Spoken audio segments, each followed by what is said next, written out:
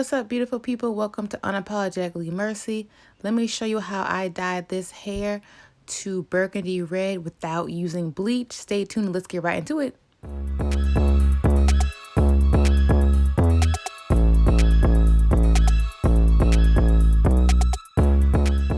What's up, beauties? How are we doing? How are we living? Let's get right into it. This is the hair that we're going to be using today. We're going to be working with. And so the first thing we're going to do is part her out. And I basically went every 2 tracks. I brushed her out and then I twisted her up. And I believe I had about 6 or 7 individual twists, not including the closure. I don't really remember, but I just did this step so that it would be easier process for me to go from the bottom to the top of the head. And when I tell you I literally just had enough product for this style to do this thing, like I had just enough. So this part is optional, but it's really, really nice, like to keep things nice and neat.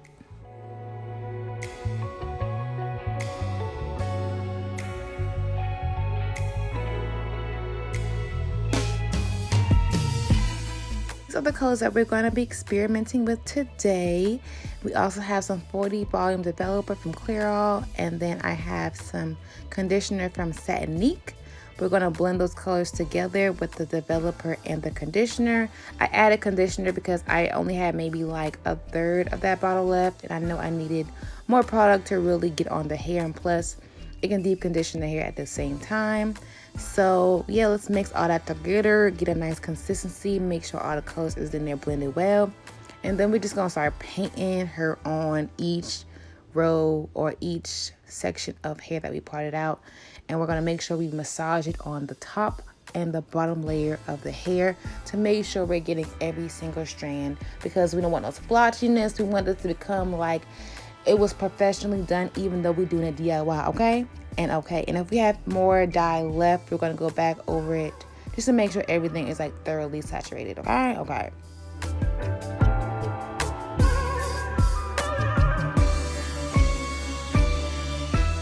As you see, this hair is already kind of like a lightish brown. I actually got this color by using developer and letting it just sit for like 2 days, and then I highlighted some pieces out. But like, depending if your hair is darker, like you're starting this from like black, just note that the burgundy will come out darker if the hair is darker. If the hair is lighter, it's gonna come out more vibrant. So just keep that in mind, since we are not using bleach to really lift it, but this is 40 volume developer, so it's really going to get a nice lift for that color to actually, like, you know, absorb into the hair strand. So just keep that in mind, okay?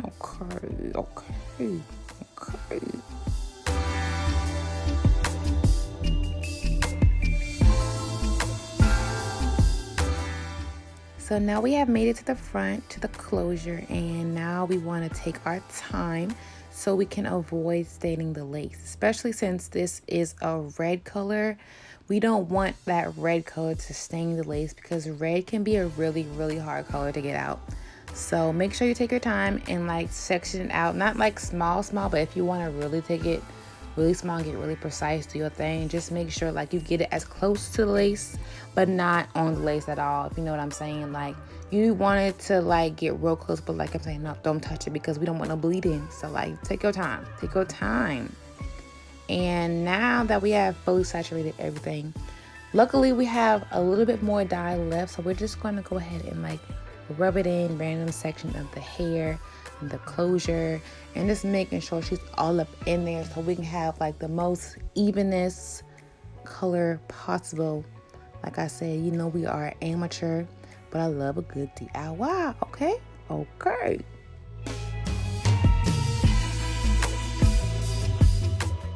I know from this shot it might look like I'm painting straight on the lace, but I'm really not. I'm painting straight on the closest frontest part of the hairline of the closure, making sure that part has gotten enough color. But like, I promise you, we had no bleeding, we had no issues.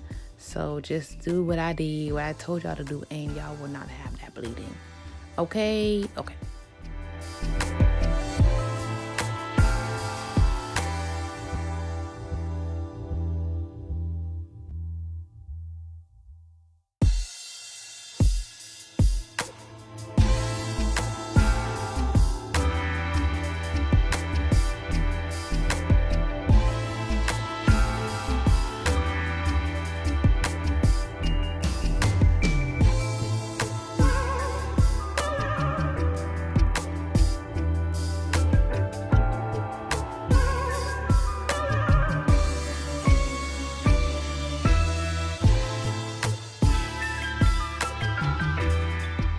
So now that we have all the color in the hair, we're just going to go ahead and brush it and just once again make sure she is thoroughly on every strand of hair, making sure we are getting the even result as possible. And then we're going to bag her up and let her sit and marinate, okay?